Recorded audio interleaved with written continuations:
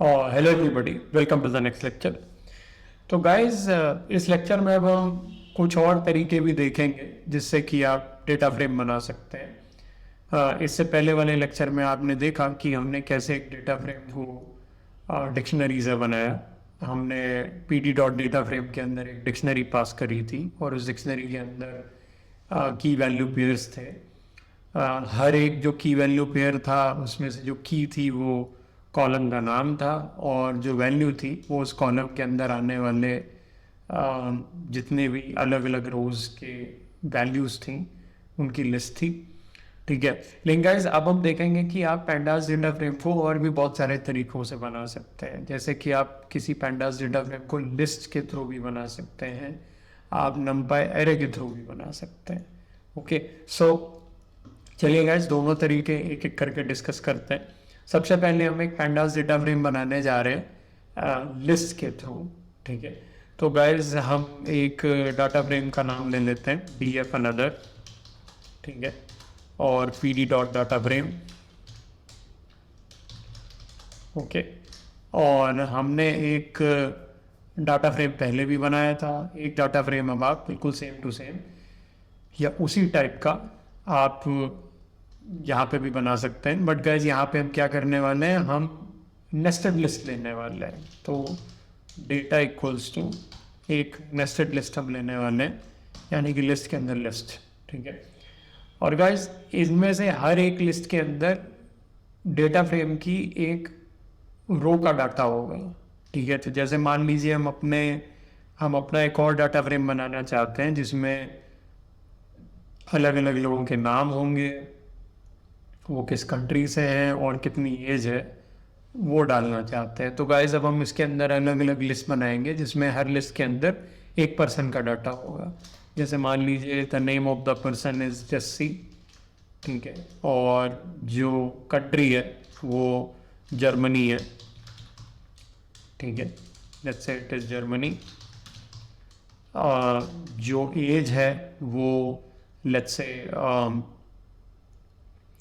38 है। ठीक है, उसी तरीके से गाइस हमने एक और लिस्ट बनाई और उसमें हमने सेकंड पर्सन का डाटा डाल दिया। जैसे मान लीजिए कार्तिक। ठीक है, country is Germany, age is 27। ठीक है, और उसी तरीके से गाइस हमने कि तीसरे पर्सन का डाटा डाल दिया। लेट्स से जो नेम है वो है let's say name is Ayush. Okay, country is Japan and age is 24। Let's से।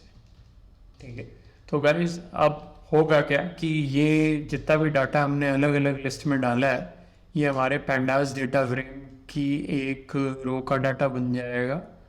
और अब हम अगर देना चाहें तो उसमें हम कॉलम्स भी दे सकते हैं। तो गाइस क्योंकि हमारे हर एक लिस्ट के अंदर 3 वैल्यूज़ हैं, इसका मतलब हमारे पास एक ऐसा डाटा फ्रेम क्रिएट होके आ रहा है जिसमें 3 कॉलम्स का डाटा है बेसिकली। तो कॉलम्स की जगह पे हम कॉलम्स का नाम भी दे सकते हैं, जैसे कि name, country, okay, and age. Okay, और अब आप इसे जैसे ही रन करेंगे गाइस तो आप देखेंगे कि ये एक डाटा फ्रेम बन चुका है। ठीक है, ये देखिए गाइस, तो ये बिल्कुल जैसे हमने पहले एक डाटा फ्रेम बनाया था ये बिल्कुल वैसा ही बन के आ गया है। ठीक है, तो आप एक लिस्ट डेटा स्ट्रक्चर से भी डेटा फ्रेम बना सकते हैं। अगर आप डिक्शनरी डेटा स्ट्रक्चर से बना रहे हैं तो आपको कॉलम्स का नाम देने की ज़रूरत अलग से नहीं है P D dot data frame के अंदर, क्योंकि इन दैट केस आपकी डिक्शनरी की जो की होगी वही आपके कॉलम्स के नाम हो जाएंगे। ओके, लेकिन अगर आप एक नेस्टेड लिस्ट के थ्रू बना रहे हैं तो आपको यहाँ पे कॉलम्स के नाम भी अलग से देने पड़ेंगे। ठीक है, आप चाहें तो आप अपना डाटा फ्रेम नमपाई एरे से भी बना सकते हैं, यानी कि हमने इस पूरी चीज़ को एक नमपाई एरे में कन्वर्ट कर दिया। जैसे मान लीजिए गाइस हमने यहाँ पे लाइब्रेरी इंपोर्ट करा ली, इंपोर्ट नमपाई एज NP। ठीक है, और उसके बाद हमने ये जो डाटा है हमारा, उसको हमने एक नंबर एरे में कन्वर्ट कर लिया, यानी कि data equals to n p dot array. Okay, जैसे guys p D dot data frame होता है वैसे ही एन पी डॉट एरे भी होता है। तो पैंडास डेटा फ्रेम एक अलग डेटा स्ट्रक्चर है और नमपाई एरे एक अलग डेटा स्ट्रक्चर है। जैसे P D dot data frame है वैसे एन पी डॉट एरे है, ठीक है। तो इसके अंदर गाइस आप अपना वो पूरा जो डाटा स्ट्रक्चर है वो पास कर दीजिए, यानी कि नेस्टेड लिस्ट पास कर दीजिए। तो अब गाइस ये जो डाटा है ये आपका एक पैंडास ये एक नमपाई एरे बन गया, ठीक है। अब ये कोई साधारण नेस्टेड लिस्ट नहीं है गाइस, ये एक नमपाई एरे, तो इट्स अ नमपाई एरे, राइट।